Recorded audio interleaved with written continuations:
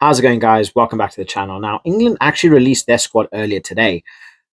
Beyond me how I managed to miss it, but I've seen it. I want to break it down. I want to hear what your guys' thoughts are. So please like, subscribe. It really does help the channel grow. And let's break it down because I feel the USA are in for an absolute hiding here. An absolute hiding. Looking at the squad, they've got such a beautiful balance of experience.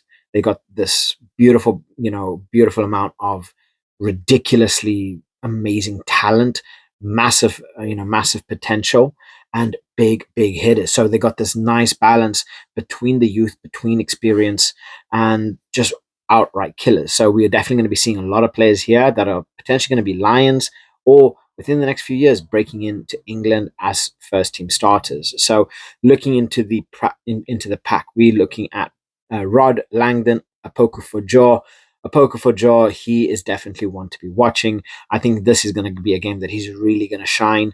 I don't feel that USA, I don't care who they play, they're not going to have anything to be able to damage or do anything to this pack. Rod, Langdon, for Jaw, big, strong. Yes, they are still a little bit inexperienced. They got a lot to learn. They got a lot to prove as well, especially if they want to be starting to, break into that England side. So, definitely want to be catching Borthwick's eye. But Langdon, I'm a Saints fan. I love Langdon. Apoku for Jaw is an absolute beast as well. Bevan Rod, no change. The guy is monstrous. He makes such big tackles. So definitely a front three to really look out for. In terms of the lock pairing, we have Coles and Clark. Again, big, strong, those absolute giants. You want them to be lanky. You want them to be good in the air. Yes, the calls need to get a bit better. Their lineouts definitely need to improve. But when we look at the talent that's on show here, yes, they need to improve, but they are still serious players, big hitters, big runners of the ball as well. So I think this line out, I think England are going to dominate when it comes down to set pieces here. They are absolutely going to dominate. The talent that they have on show with these forwards is ridiculous. Is absolutely ridiculous. I mean, we just look at the back row, right? Guy Pepper, Cunningham South, Alex Dombron. We have Guy Pepper at 7, where he does like to be. Alex Dombron at 8, Cunningham South at 6.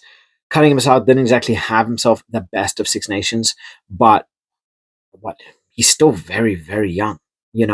He's early 20s. He's built like a tractor. It's like you can do whatever you want to that tractor. You can try and push it to the side. It's just not happening. He's got a lot to learn, albeit. But the raw talent that we see here, his running ability, that just willingness to dive in, especially into rucks, clear outs, whatever it is. Big player. I think he needs to start taking more chances. He needs to start taking hold of those chances and making the best out of it. Because I feel whenever he's given the chance, he goes missing. Right? He just disappears off planet Earth. He's either having a really good game or he's having a really horrible game. There's no balance. And I think that's something that Cunningham South needs to get. He needs to get a little bit more balance. He needs to be more consistent. Instead of giving a 9 and then a 3 and then an 8 and then a 5, he needs to start giving those consistent 6, 7s, 8s, giving those consistent, matches. Like you look at Tom Curry on a general basis, what he's going to be giving you. Same thing with Jack Morgan. He's going to be giving you at least a 6, 7 per game. Consistency. Right? That's what Cunningham South needs to get. He needs to get that consistency going. Once he starts getting that consistency going, he's just got all the physical traits that you want, whether it's a lock, whether it's a back row, he's got everything. He's, physically, he's there. Mentally, he needs to grow and he needs to get more consistent. So, I'm really hoping we see a good performance from Cunningham South. But Guy Pepper, Guy Pepper is just Guy Pepper. Like, how this guy is not killing it, as an England starter, I don't know. Obviously, I say that he's got a lot of competition in his spot, right? It's not easy to be a back row playing for England, not at all. And then you take in consideration Lions, that's even worse. Um, I think Henry Pollock, as much as I love Henry Pollock at the back row, I think one of the things that managed to really get him in the eye of Andy Farrell is all the media surrounding him. Right, come to the end of the year, he was everywhere. He was in every single newspaper, no matter what he did. He was there. Obviously, he was putting in consistent performances, but I feel Guy Pepper was putting in consistent performances as well. It's just he wasn't in the spotlight. Henry Pollock took the rugby world by storm. He was. We were seeing his celebrations. He was putting in big performances as well. But I feel Guy Pepper, he's gone under the radar. He's putting in those good solid performances. He's been under the radar. He hasn't made the news. And I feel that kind of went against him and it went in favor of Pollock because Pollock was literally everywhere. Don't get me wrong. I am really, really, really happy to see Pollock as a Lion and getting his caps. And same thing for England. He's putting in performances, right? But I do feel Guy Pepper, he's like they neck and neck. They really are neck and neck. I love Guy Pepper. Same thing with Alex Dombran. Really, really good player. It's not easy life being in the back row for England. Um, I do think he, in terms of that leadership, especially as a native, he's going to be playing in an 8. I mean, we look to someone like Jack Conan, who puts in big performances. He puts in big hits. He's willing to die on the field. Dombran, I think he needs a little bit more of that, if that makes sense. I have always enjoyed watching Dombran play, but again, I feel he needs to get a little bit more consistent with his games, especially playing for England. Really start making the most out of every single opportunity that's given to him, because opportunities like this aren't going to constantly come around, right? This is a good chance to show what he's worth, what he brings to the squad, and to get into Steve Borthwick's side while all of the Lions are away, right? Give himself the best shot. So I'm really hoping for a very strong performance from Don Brandt. Um, and yeah, we'll see. Maybe, just maybe, we can see him put in a brilliant performance. Our halfback pairing, we are Van Poortvliet and then George Ford. Van Poortvliet, his kicking is so scary, so good. Again, another good young player. Yeah, I feel he still needs to learn how to control the game better. When he's having a good game, you could see the confidence. When that when that confidence is knocked, when he goes through a difficult time, he struggles to get out of it. And you can see he kind of gets into his own head. I don't know how to explain it, but you can see in his kicking, in his passing, in just how quickly he's arriving to to the rucks as well. He just feels off, and again, at times he goes missing. So I think big thing for a lot of these players is getting that consistency and putting in those good performances consistently throughout. Whenever you're given these opportunities, in the hope to you know get these starting positions. Now, nothing else needs to be said other than George Ford is phenomenal. I feel he is so underrated as a 10. The guy is an absolute maestro when it comes down to all facets of the game. I feel he's such an all-rounder player, whether it's kicking, whether it's passing, whether it's using a bit of skill, whether it's bringing the forwards into play, bringing the defense into play. He is such an elite player. I just feel it's because he's getting on in his age. People only want to be looking at the Finn Smiths, the Marcus Smiths of the world, and it's like, oh yeah, we got all these amazing new fresh faces that are, that are playing well. Forget all of the elite old players. I just feel Ford is still such an elite level player. I just feel he deserves more England time. I really, really like George Ford. And then in terms of the centers, we have, I believe, it's Max Ojamo and Luke Northmore. I'm not about to say I know much about Northmore. I hear a lot about him, but Ojomo, I know a fair amount about. And this guy's running skills is off the charts.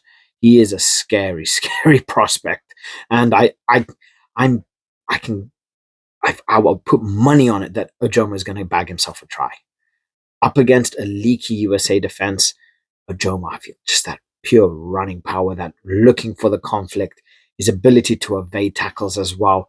I can just see Ojomo bagging himself a try in this game. I have him. I have him to do that.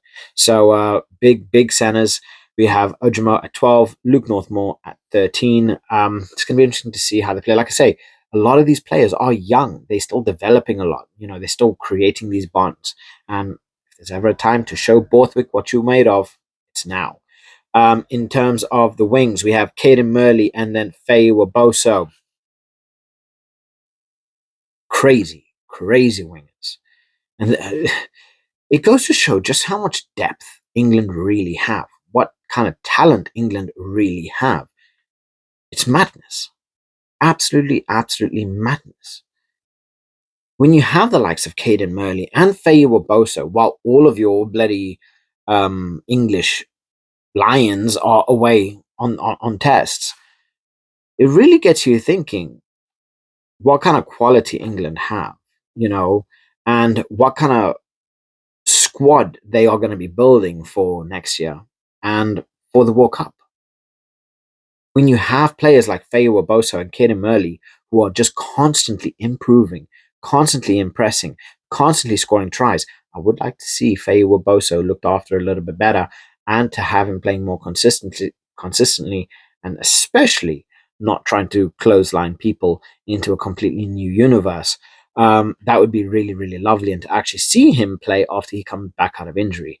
But he's one of these impact players that he's just going to get something done. Same thing with Caden Murley. When he's on the ball, you feel like something is going to happen. They are going to make something happen. They're going to get the game moving. They bring that excitement. They bring that energy. And again, if I do not see a Faye Waboso try, I'd be very, very surprised. And then Carpenter at 15. I can definitely see him being a 15 for England over the next 2 years. I'm talking like starting position England, I'm talking outright starter. I do feel England are lacking a consistent 15, and I think Carpenter has everything to do that over the next 2 years. By the World Cup, I'm giving Carpenter. I think Carpenter can solidify himself as a number one spot at 15. Bit of a hot take. Let me know what you guys think in relation to that. And then we looking at the bench. So we got Agre, Baxter, Davison, Hill, Curry, Randall, Atkinson, and then Beard. Guys, let me know what you think. I think this is a very solid, very strong, and youthful England side that I feel is going to demolish the USA. I feel they're going to put like 20 to 30 points on this USA side. The speed, the pace, the power, the forward pack are so strong. They are so strong. Alex Coles, he himself is a wrecking ball. I don't know. Can they handle Cunningham South and Guy Pepper putting that pressure on him? Can they handle the speed of Caden Murley and Ojomo and Faye Waboso? Can they handle the power and that running ability of Max Ojomo? And then just that cool-headedness of Carpenter, using his kicking ability, making space, getting in that territory, finding those little holes, making his runs. I don't know. I have England all the way. I'm giving them by 30 points.